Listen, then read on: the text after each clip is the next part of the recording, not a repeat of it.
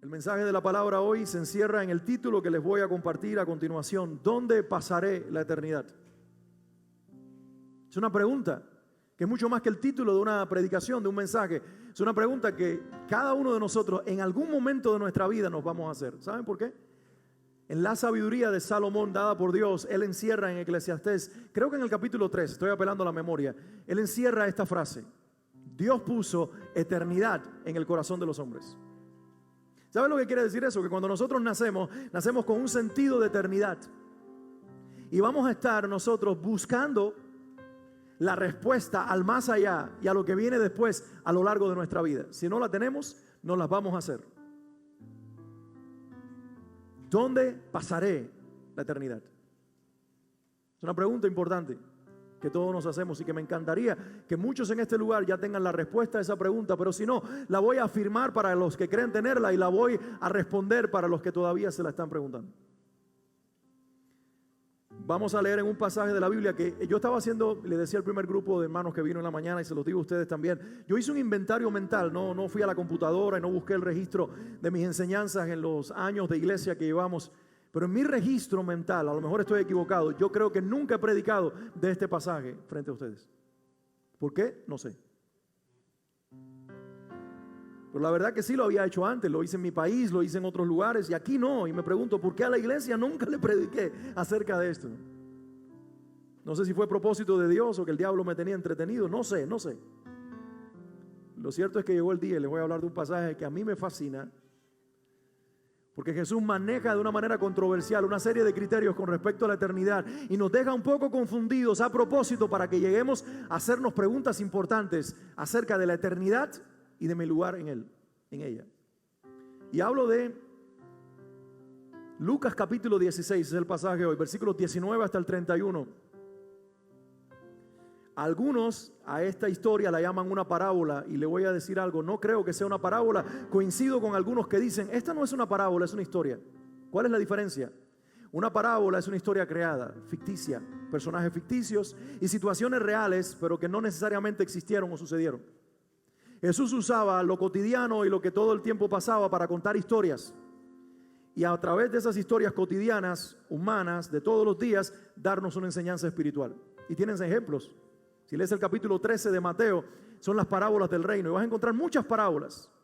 El reino de los cielos es semejante a una mujer que tomó una medida de levadura y la metió en 3 medidas de harina hasta que leudó toda la masa. Y está hablando de la influencia del evangelio pequeñita, pero que luego se extiende y hace expansiva la obra del reino de Dios. ¿Qué usó Jesús?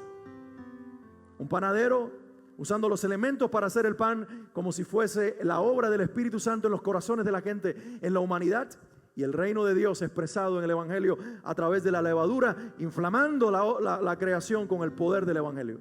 ¿Se dan cuenta? Una historia cotidiana, una realidad que podría ser muy normal en un país y en una cultura que comía pan como la nuestra. Eso es universal para enseñarnos un principio espiritual. Este no es el caso de esta historia que voy a leer ahora. Porque en ninguna parábola Jesús usó un nombre propio. Y aquí sí. Aquí Dios, el Hijo, identifica a uno de los personajes por su nombre. Y eso ya es un indicio suficiente para entender que estamos en presencia de una historia real que existió y que Jesús está usando para dar una enseñanza a los presentes. Número 2, Jesús está narrando la historia de la vida, si no toda, la mayor parte de la vida de estos hombres antes de la muerte, durante la muerte y después de la muerte. Estamos en presencia de una historia en todo el sentido de la palabra y desde esa historia Él está tratando de decirle a su audiencia y a nosotros que somos parte hoy de esa audiencia algo en relación a la eternidad. Ese es simplemente el preámbulo. Vamos a entrar en la palabra. ¿Estamos listos? Lucas capítulo 16, leo en la Nueva Versión Internacional, versículos 19 al 31. Había un hombre rico que se vestía lujosamente y daba espléndidos banquetes todos los días. A la puerta de su casa se sentaba un mendigo llamado Lázaro que estaba cubierto de llagas, que hubiera querido llenarse el estómago con lo que caía de la mesa del rico, hasta que los perros se acercaban y le lamían las llagas. Resulta que murió el mendigo y los ángeles se lo llevaron para que estuviera al lado de Abraham. También murió el rico y lo sepultaron.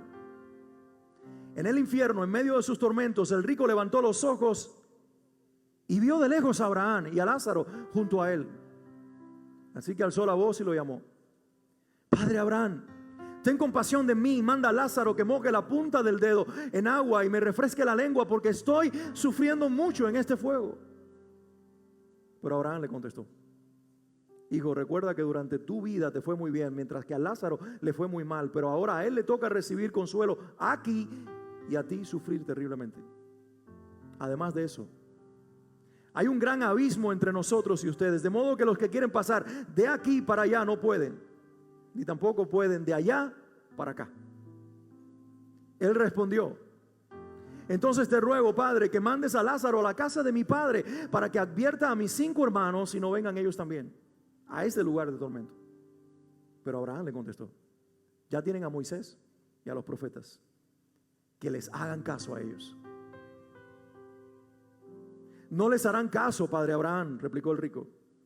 En cambio, si se les presentara uno de entre los muertos, entonces sí se arrepentirán. Y Abraham le dijo: Si no les hacen caso a Moisés y a los profetas, tampoco se convencerán aunque alguien se levante de entre los muertos. Wow. Lo primero que hace Jesús es presentarnos a los personajes principales, a los protagonistas de esta historia. A uno lo identifica primero por su nombre y luego por su condición. Lo llama Lázaro y después dice que es un mendigo, extremadamente pobre, miserable, enfermo, el cuerpo cubierto de llagas y los perros lamiendo sus heridas, que no tiene ni un bocado de pan para saciar su hambre. Así de miserable es este hombre. El otro simplemente lo identifica por su condición, el hombre rico. Y pasa a describirnos la vida que este hombre vivía. Tenía las mejores ropas, vestía de ropa hecha a mano, de las marcas más famosas. Se perfumaba con los mejores perfumes de la época, compáralos con los más caros de nuestra generación.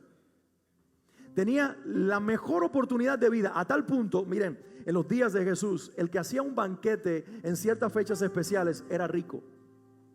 Pero para que nosotros nos demos cuenta de que este hombre es el más rico de toda la tierra en aquellos días, nos dice la historia que él hacía banquete todos los días.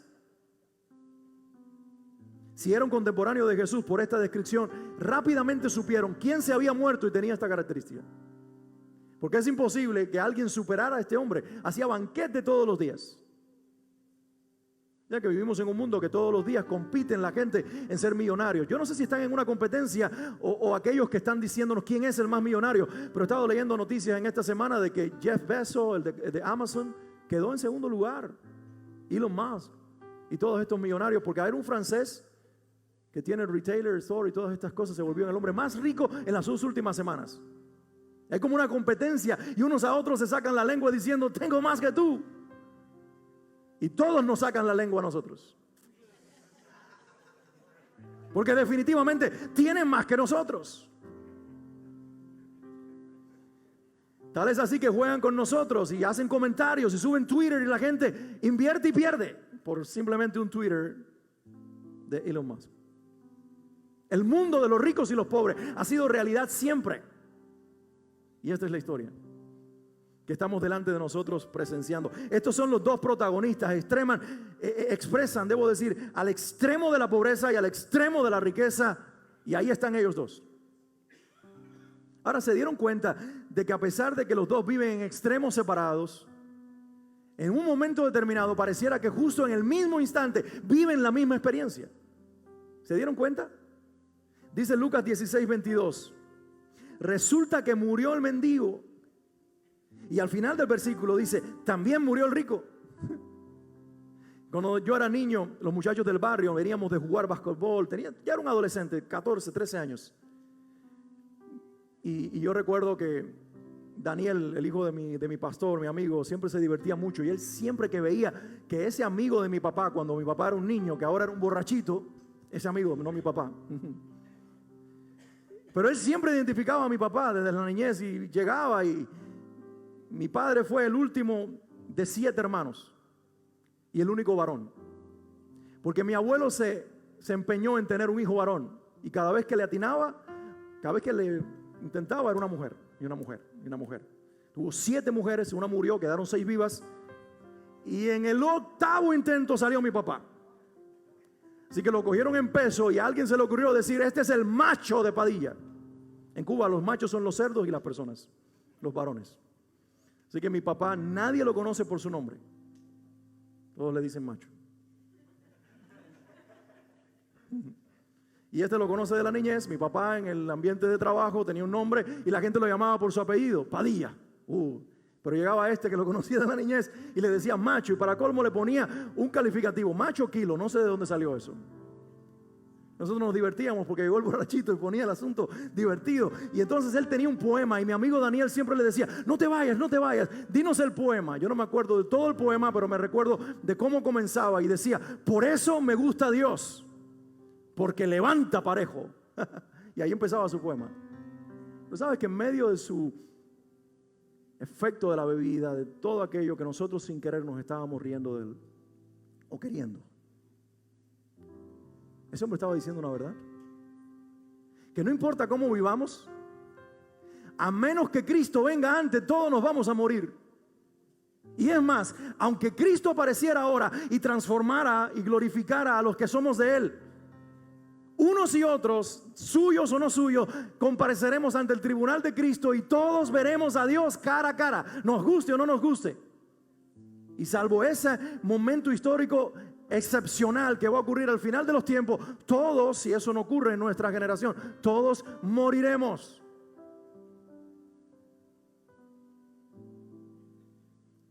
Un rico y un pobre, dos vidas distintas,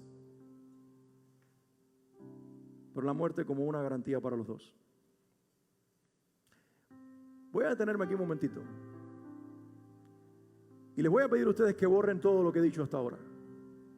Borren la historia, sobre todo el final. Y yo me voy a poner en el lugar de Jesús y me voy a parar delante de cada uno de ustedes. Y a cada uno específicamente le voy a hacer una propuesta. Recuerden, soy Jesús y vengo con un ofrecimiento para ustedes. Tengo para ti una de dos clases de vida. No hay tres, no hay cuatro, solamente dos. Y esta es la propuesta. Te ofrezco ser extremadamente rico, de tal manera que todos los días puedas ponerte la ropa que tú quieras. Y es más, si quieres botarla, bótala, porque vas a tener para comprarte otra más cara y que te guste más. Vas a tener el carro de tus sueños, la casa de tus sueños, la influencia que quieres, el poder que quieres. Vas a poder gastar tu dinero haciendo fiesta todos los días. Esa es una vida. La otra que te ofrezco, recuerda, no hay terceras, hay dos vidas que vino a ofrecerte Jesús. La otra que te ofrezco es que no tengas nada, que seas un miserable, que no tengas nada que comer y aún anheles que los pedazos de pan que caen de la mesa del más rico se te den a ti, y que para colmo tengas una enfermedad que lo único que te dé alivio sean unos perros que vengan a lamer tus heridas. ¿Cuál escogerías? Si yo no conozco el final de la historia, Alex Padilla, yo no sé ustedes, yo no soy tan espiritual como la mayoría aquí, yo me quedo con el rico. De hecho, eso fue lo que tú y yo hicimos cuando nos movimos de nuestra ciudad, nuestro país. ¿O es que vinimos a América para vivir peor que donde vivíamos? Sé que los estoy confrontando y cada uno de ustedes quiere decirme que no. Pero mis hermanos, cuando yo me comparo con mi familia en Cuba, con respecto a ellos, yo soy millonario. Ellos no tienen aire central, yo tengo un aire en toda la casa, lo bajo a los grados de temperatura que quiero, me congelo si quiero. Y luego llego al carro y pongo la temperatura a lo como yo lo quiero. Y si ella va al lado mío o su mamá y me dice, tengo mucho frío, pues baja la temperatura del lado tuyo como quieras, porque hasta ese privilegio le da el carro que tenemos. ¿Y me van a decir que yo no soy rico? A que no tengo dinero en el banco, ni joyas en una bóveda. Que no soy Bill Gates. Eso yo lo sé. Pero en comparación con billones de personas en el planeta, tú y yo somos ricos. Eso nos debiera dar mucha gratitud a Dios. Pero a la misma vez, si nosotros miramos esta historia, nos está poniendo en aprieto, porque esta historia sí tiene un final. Y en esta historia se vive y se muere. Y de acuerdo a cómo se vivió, también al morir recibiremos el resultado, la paga de cómo vivimos. Porque la Biblia nos dice que los dos murieron, pero cada uno fue a un destino diferente. ¿Se dieron cuenta? No pararon en el mismo lugar. Inclusive, déjenme poner la atención un momentito en el versículo 22, porque aún la manera en que se describe la muerte de los dos es diferente. Resulta que murió el mendigo y no murió solo. Miren, hermanos, no se fue solo por un túnel oscuro con una luz al final. Dice la Biblia que el mendigo se murió y el Señor envió como escolta para llevarlo a la presencia de Dios o al seno de Abraham a sus ángeles. Entonces él, desde el primer momento en que comienza a morir, tiene ángeles en la habitación que lo rodean. Y cuando el hombre entrega al espíritu, los ángeles lo toman, el cuerpo se queda para ser sepultado y el espíritu va escoltado, disfrutando el paseo en lo que los ángeles, un carro de fuego, no sé, vinieron a buscarlo. Y de momento aparece en un lugar y ahí hay vegetación, hay árboles,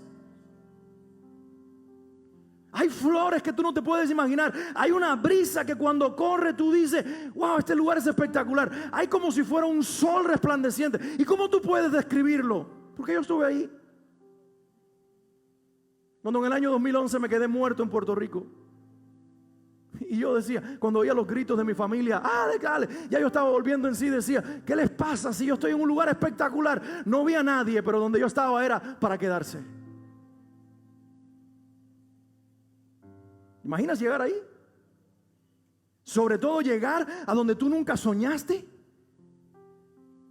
La primera vez que yo sobrevolé un avión sobre la ciudad de Miami y el avión aterrizó en esta ciudad en el año 1997 y mi suegro fue al aeropuerto y me llevó por todo el Lejeune Road. Miren, ¿saben a dónde me llevaba? A Hialeah.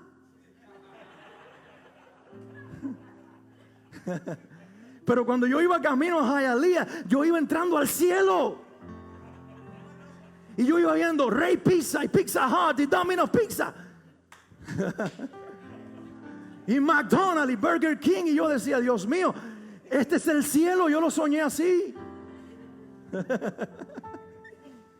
Eso sintió Lázaro cuando entró allí.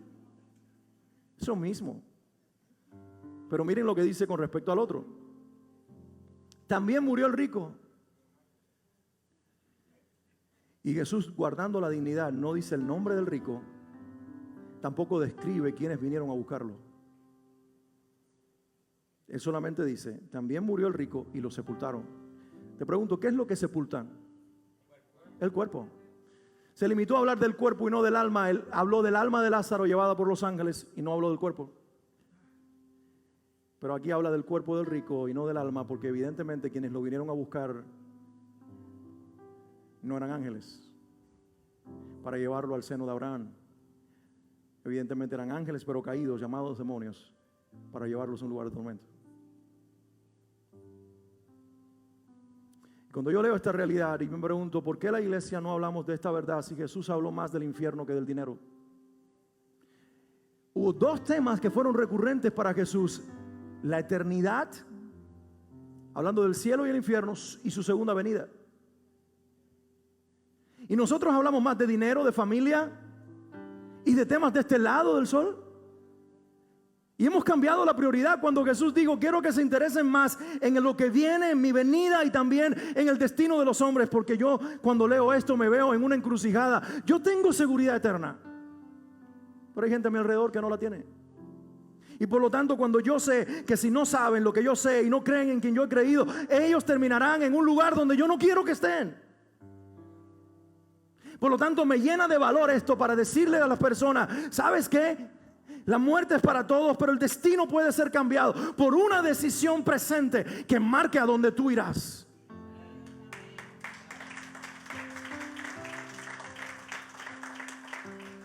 Jesús no habló del infierno para asustar.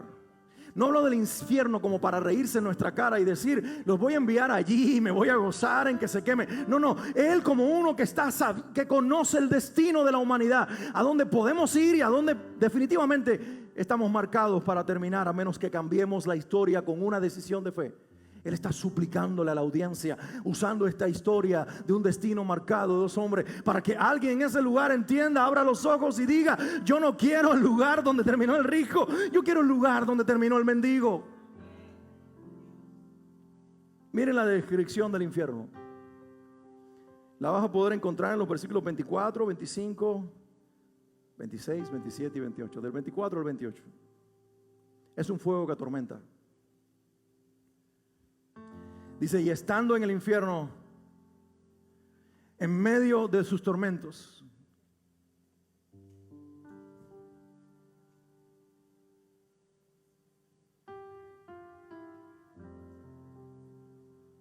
te da dolor eso por miles de personas que pueden terminar ahí, y algunas ya terminaron.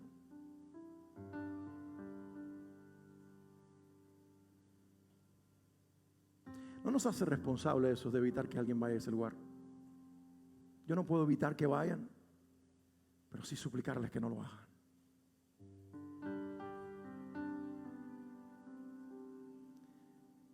Además, se sufre desesperadamente. Tal punto que él le dice a Abraham, padre Abraham, dile a Lázaro que moje su dedo en agua, lo cual quiere decir que donde está Lázaro hay agua. La puedes tocar, te puedes bañar, la puedes tomar. Dile que moje el dedo en agua donde él está. Y moje mis labios, porque tengo una sed que me desespera. Si has tenido hambre y sed, sabes que la de las dos, la más desesperante, es la sed. Por lo que tanto, Jesús está diciendo que allí reina la desesperación. Número 3. En ese lugar, la capacidad de reconocer a otros queda intacta. Él levanta la mirada y a pesar de que hay un abismo, hay un hoyo entre los dos, hay un gap impresionante, él tiene la oportunidad de mirar hacia arriba y en un lugar elevado, precioso, está Abraham y está Lázaro cerquita de él. Y el hombre rico, aunque su cuerpo quedó en la tierra, para que veas que la capacidad de conciencia está en el espíritu, la capacidad de reconocimiento, de raciocinio está en el espíritu. Él al levantar la mirada identifica a Lázaro y a Abraham. ¿Cómo identificó a Abraham? Porque pertenecía al pueblo de Israel. Jesús está describiendo aquí a un fariseo. No es un pagano adorador de Júpiter, ni es un pagano adorador de Zeus, ni es un pagano de las naciones que tiene la casa llena de ídolos. Este hombre rico es un fariseo. Es un representante de la religión de Israel. Él pertenece al linaje de los judíos. Él tiene la Torá completa. Él conoce a Abraham por la fe de su pueblo, y ahora lo identifica en ese lugar y sabe que el de barbas grandes que está en ese lugar no es Dios, pero es aquel que es amigo de Dios y se llama Abraham. Y reconoce a alguien más, ¿te diste cuenta? Reconoció en la muerte al que no quiso reconocer en la vida. Porque se sentaba todos los días a la puerta de su casa y él celebraba banquete y el muchacho estaba clamando, denme de comer, denme de comer. Y él le pasaba por el lado como, si te he visto no me acuerdo, no sé quién eres. Pero ahora resulta que lo identifica, porque el egoísmo humano es tan grande que en ese momento lo identifica para suplicar que ese mendigo que ahora está en esa bendición venga y le toque con sus dedos benditos llenos de agua los labios que están sedientos. Lo identifica para su beneficio, porque si algo nos demuestra la Escritura es que ni en el infierno el egoísmo deja al ser humano.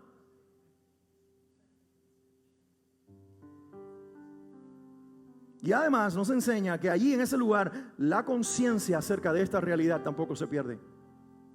¿Ustedes vieron el diálogo del hombre con Abraham, el rico con Abraham? Padre Abraham, dile a Lázaro que vaya, que regrese al mundo y le diga a mis 5 hermanos en la casa de mi padre, adviértelos, que Lázaro los advierta y le diga cómo pueden evitar el venir para este lugar para que vayan contigo. Hay una conciencia y hay más misericordia ahora por los vivos que antes. Es decir, alguien me dijo en una ocasión, y yo lo creo con todo el corazón, en el infierno no hay ateos. Ahí todo el mundo cree en Dios y todo el mundo cree en la salvación. Saben que es demasiado tarde para ellos. Y en parte de sus tormentos es suplicar que su familia que está de este lado de la eternidad no reciban lo que ellos están recibiendo.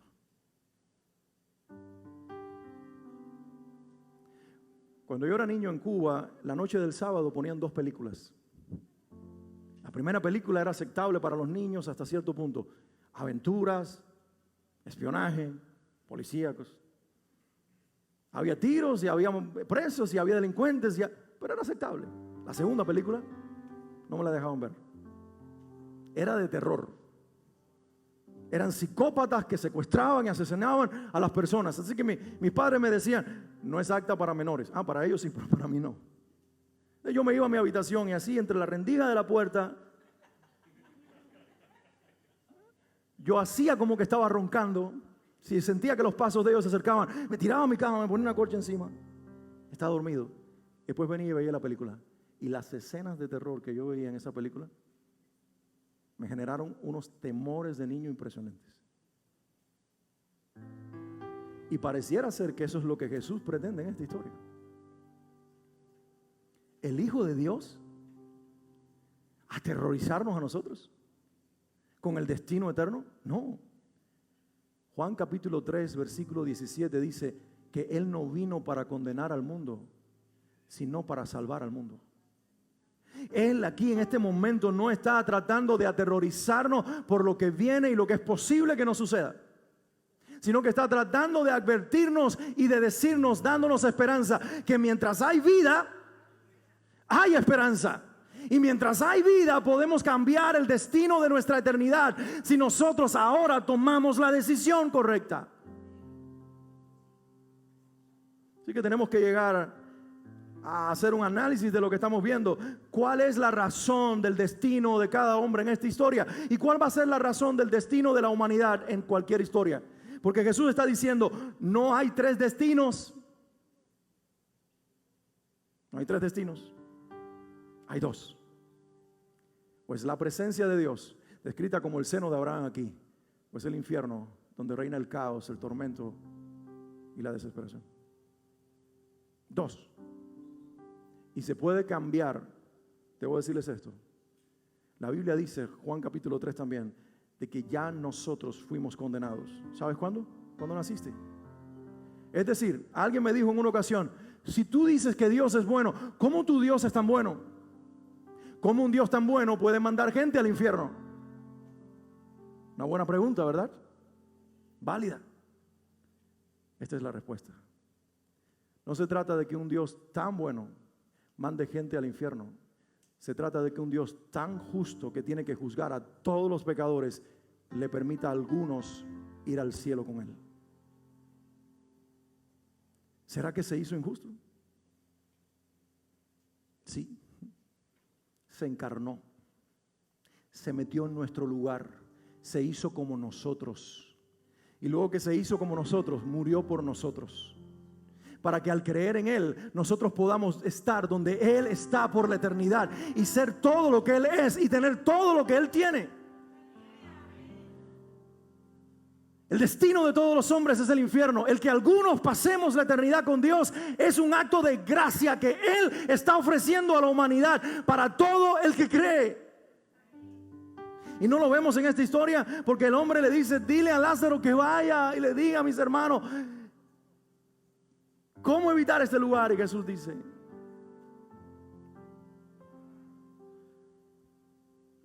más bien Abraham, a Moisés y a los profetas tienen. ¿Sabe qué toda esta historia está diciendo? Sí podemos cambiar el destino. Pero yo no puedo cambiar el destino de ustedes, ni ustedes el mío. Yo puedo decirles cómo. Y cada uno tiene que tomar una decisión. Ahora vamos a llegar a la conclusión de esta historia, porque yo sé que en medio de todos los que hemos hablado, hay algunos aquí que están confundidos, yo también. Porque yo veo delante de mí a dos hombres, uno rico y el otro pobre. Un rico que vive muy bien en esta tierra, un pobre que vive muy mal en esta tierra y luego se muere. Y el rico va al infierno a sufrir porque no sufrió en vida. Y un pobre que va al cielo porque en vida padeció demasiado. ¿Eso no es lo que dice Abraham? Padre, déjame ir allá. Y le dice, no, hay una separación. Ni de aquí quieren ir allá. Y me pregunto, ¿y quién va a querer ir allá? Como si ahora alguno de ustedes decidiera ir a vivir a Cuba. ¿Entienden la separación? Pero le dice, y mucho menos de donde tú estás, alguien puede venir aquí. Es imposible. Y eso nos dice, hermanos, la doctrina católica del purgatorio se desbarató. No hay lugar intermedio para orar por las almas para que salgan de allí. No, es en vida que se toma la decisión. Y en vida se toma el destino eterno de nuestra vida. O vamos a un lugar o vamos al otro en dependencia de la decisión que tomamos. Ahora, la aparente decisión de estos hombres es que uno fue rico y el otro pobre. ¿Eso no es lo que dice Abraham? Y es aquí donde Jesús toma una historia controversial y trae una verdad controversial que desafía el resto de toda la Biblia y que desafía inclusive lo que él mismo está predicando antes, durante y después. Él pondrá en labios de Pablo y en la pluma de Pablo esta declaración resucitada de los días de Abraham: el justo por la fe vivirá. Pero ahora resulta que Abraham, en nombre de Dios, y Dios a través de Abraham está diciendo que uno va al infierno porque era rico, el otro va al cielo porque era pobre. Porque dice aquí la palabra de Dios, la aparente respuesta, ¿verdad?, que nos pone a nosotros en una disyuntiva, en una preocupación. Dice: pero Abraham le contestó: hijo, recuerda que durante tu vida te fue muy bien, mientras que a Lázaro le fue muy mal. Ahora a él le toca recibir consuelo aquí y a ti sufrir terriblemente. Entonces decimos: uy, Señor, puede ser que yo pueda cambiar. ¿Recuerdan la decisión del principio? 2 vidas y yo escogí ser rico. Señor, ¿será que te puedo cambiar la vida ahora y quiero ser mendigo? Pero eso no está de acuerdo con la enseñanza bíblica. No está de acuerdo. Porque ¿a quién está viendo el hombre rico en el infierno? ¿A quién está viendo en el lugar donde están los que mueren en Dios? A Lázaro. ¿Y a quién más? A Abraham. Y Abraham no era pobre. Abraham era extremadamente rico. Y seguramente que ahí también está David. Y está tal vez Salomón. Ese me tiene un poco duda. A veces lo meto y lo saco del infierno, ya yo no sé, de acuerdo a la historia que lea. Entonces, pero vamos a suponer que está. Ahí está mucha gente que murieron, que algunos eran extremadamente pobres y otros eran extremadamente ricos y están compartiendo el mismo lugar. Entonces, mi condición material no puede ser lo que determine mi eternidad. Abraham, ¿qué pasó? Jesús, ¿por qué dices algo que Abraham dijo que no tiene que ver con la verdad de tu palabra? Porque Jesús dijo algo que se expresa en esta historia: por sus frutos los conocerán. Quiere decir que mis acciones en esta vida y como yo manejo lo que tengo y lo que no tengo, revela mi corazón. Eso es lo que está diciendo Jesús ahí.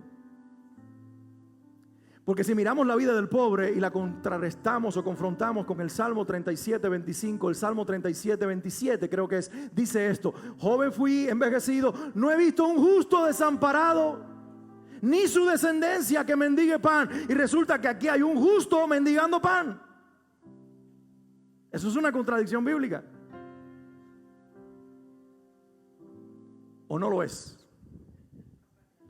Definitivamente no.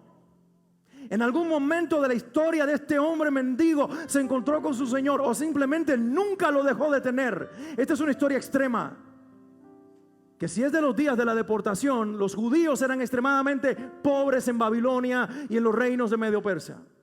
Y solamente los que se aprovecharon del imperio y de sus hermanos se enriquecieron a costa de ellos. Y si es de los días de Jesús, están de vuelta en su tierra, pero es lo mismo. Los romanos están asfixiando a la gran mayoría con altos impuestos y algunos ya lo perdieron todo y están en las calles mendigando pan. Solo unos pocos se están enriqueciendo usando la religión como un medio de riquezas y están viviendo en la opulencia. Y yo creo que es eso lo que está sucediendo ahí. En un momento extremo, aún los justos padecen. Pero ¿sabes qué es lo tremendo de Lázaro? Lázaro no va al cielo porque es pobre. Lázaro va al cielo porque su corazón no se resiente ni en su pobreza. La historia detrás de la historia es que ese hombre siguió creyendo en su Señor, aunque no tenía un pedazo de pan. Y quiero decirte esto por tu paz mental: eso es una excepción para tiempos extremos. La gran parte de la historia de los hijos de Dios tenemos techo, mesa y provisión todos los días de nuestra vida. Pero Dios quiere que veamos que hasta aún en el extremo de la situación, cuando el justo lo pierde todo, hay algo que nunca pierde, y es su amor por el que lo hizo justo. Y es su devoción al que lo amó primero. Y es su esperanza en el que murió por él. Y es su salvación en aquel que hace justo al injusto y perdona las transgresiones de cualquier pecador. ¿Lo puedes ver, iglesia? Y el rico no va al infierno porque es rico. El rico va al infierno porque el manejo de su riqueza expresó lo que reinaba en su corazón.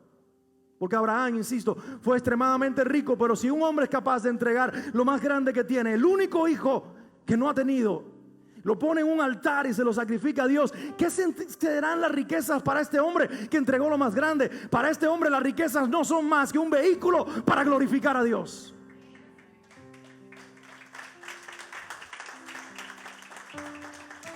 David fue extremadamente rico, pero se está muriendo, tiene 80 años y le dice a su hijo Salomón: he guardado en mi tesoro personal todo tipo de oro y de plata y de piedras preciosas para que las incrustes en el templo de Dios, porque de su mano recibimos, y de lo que de su mano recibimos a él entregamos. Este es un hombre que ama a Dios tanto como para ofrendar a Dios en el momento que lo demande. Pero no solamente eso, es todavía un hombre joven, tiene posiblemente menos de 40 años. Y lo primero que hace cuando se vuelve rico, poderoso y rey es preguntar: ¿habrá alguien de la casa del rey Saúl a quien yo le pueda hacer misericordia por amor a mi amigo Jonatán? Sí, rey. Hay un hijo de Jonatán, lisiado de los pies, que vive en Lodebar, que vive en extrema pobreza, que lo perdió todo y que vive temiendo que lo mates. No, asegúrenle, búsquenlo, no lo voy a matar. Lo voy a sentar en lugar de eso en mi mesa, vestirlo con la ropa de mis hijos, alimentarlo con la comida de los príncipes y todo lo que era de su abuelo y de su padre. Ustedes se lo van a devolver porque voy a tener de él misericordia. Él puede ser rico y estar en la eternidad porque las riquezas solamente le sirvieron para expresar un lado del corazón de Dios que solo los que creen pueden tenerlo: la generosidad. El rico pasó la eternidad en el infierno y la está pasando todavía, no porque fue rico, sino porque no fue generoso. Y la verdadera generosidad no es la que nos enseña la religión para comprar el cielo. La verdadera generosidad es la que surge voluntariamente de un corazón donde Jesús puso su corazón. Quitaré el corazón de piedra y les pondré un corazón de carne.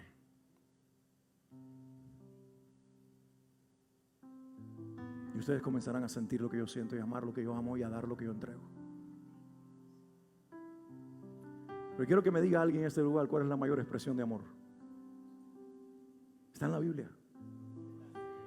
Juan 3:16. Porque de tal manera amó Dios a la humanidad que dio. Si fuese por riqueza, Dios mismo no puede estar en el cielo. Pero lo que pasa es que Dios da lo que tiene y no se queda con nada. Romanos 8 dice: y el que no escatimó ni a su propio hijo, ¿cómo no nos dará en él todas las cosas? Mis acciones, no las que yo produzco para recibir aplausos, eso es hipocresía. Las que salen de mi corazón, genuino y sincero, revelan si Cristo es mi Señor o no. Esa es la historia detrás de la historia.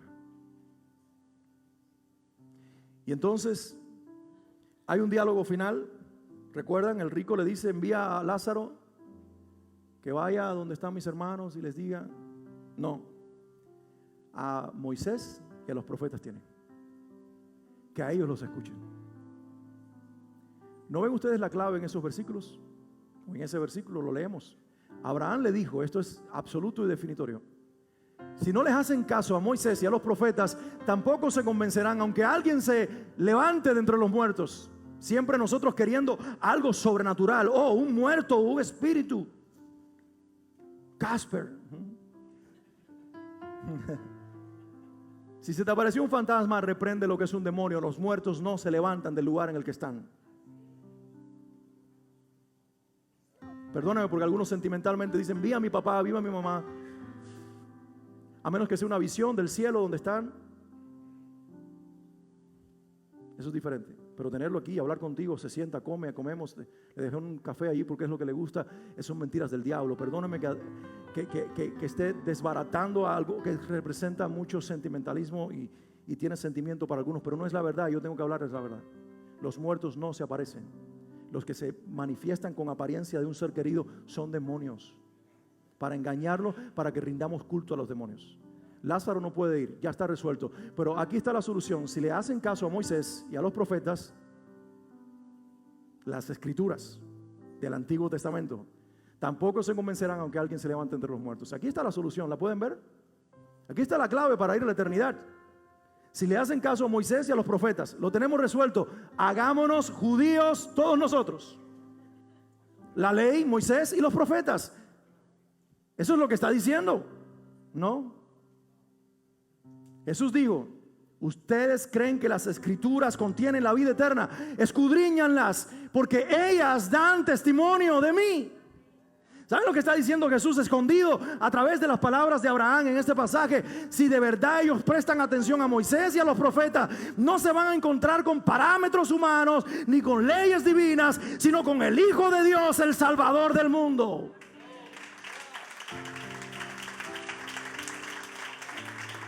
Se van a encontrar con la redención encarnada. Se van a quedar con la frustración de que no pueden cumplir la ley. Y luego el varón perfecto del Salmo 19. ¿Quién subirá al monte de Jehová?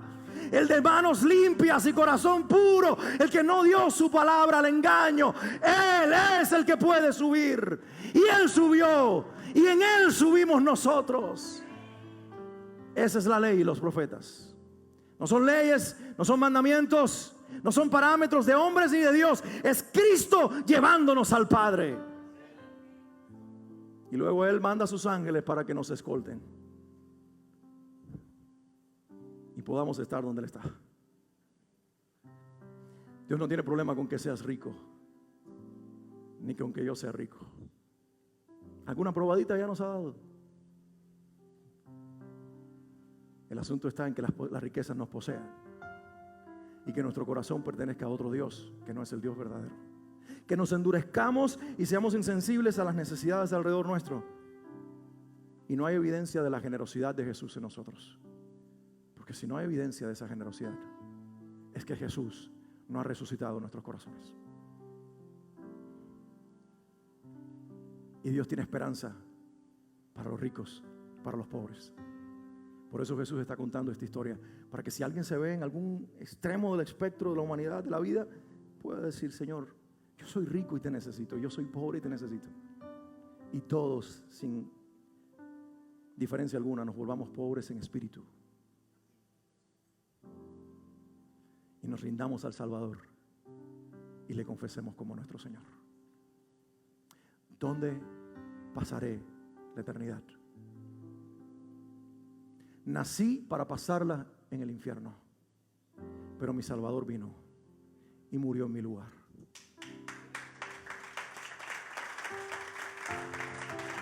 Mi Salvador vino y murió en tu lugar. Y si tú te arrepientes y tú lo confiesas y tú naces de nuevo, Él pondrá no solamente en ti la seguridad de la vida eterna, Él pondrá ahora su espíritu dentro de ti para que la vida de su Hijo la continúes viviendo tú en la tierra y lo reveles hasta que Él venga o tú te vayas con Él. Porque esto no se trata solamente de dónde pasaré la eternidad, sino cómo viviré hasta que Él me llame o Él venga. Y quiero vivir lleno de Él para darlo a conocer a la gente, traerlos conmigo a donde yo estoy, evitarles el infierno y amarlos como Cristo los ama. Vamos a orar. Quiero que te pongas de pie un momento.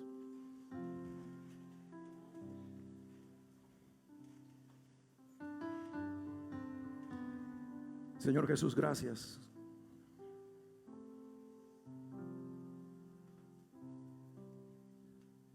Porque no importa pobreza o riqueza, todos sin excepción estamos perdidos en ti, pero gracias a ti todos tenemos oportunidad de salvarnos.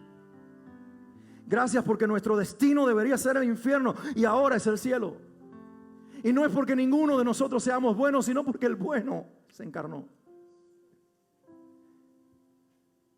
Él se hizo pecado para que yo sea justicia.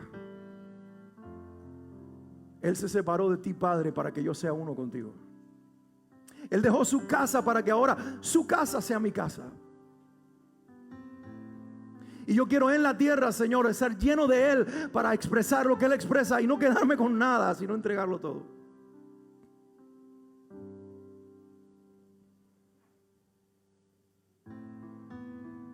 Jesús, te amamos porque encerraste una salvación tan grande en ti. Y yo oro que no falte una persona en este lugar, a través de esa cámara y en toda la tierra, que sea capaz de escuchar este mensaje. Que no falte uno que no le sean abiertos los ojos para ver la necesidad que tenemos del Salvador Jesucristo. Hoy confesamos una vez más lo que hace 30 años casi dije de ti. Señor Jesús, te necesito. Sin ti estoy perdido y contigo tengo salvación. Eres mi Señor y mi Salvador. Quiero tu espíritu para vivir tu vida aquí en la tierra y esperarte con ansias hasta que vengas por todos nosotros o nos mandes a buscar rodeados por una corte de ángeles. Aleluya. Gracias porque terminaremos donde no merecíamos terminar. Y no podremos comprar el cielo con nuestra riqueza, tampoco con nuestra pobreza, pero sí obtenerlo con nuestra fe en Jesucristo el Señor. Él es nuestro Salvador. A Él lo confesamos Dios y Señor nuestro. Delante de Él nos arrepentimos y a Él nos convertimos cada día para con nuestras vidas glorificarte, Señor, y vivir la vida que diseñaste para cada uno de nosotros. Amén y amén.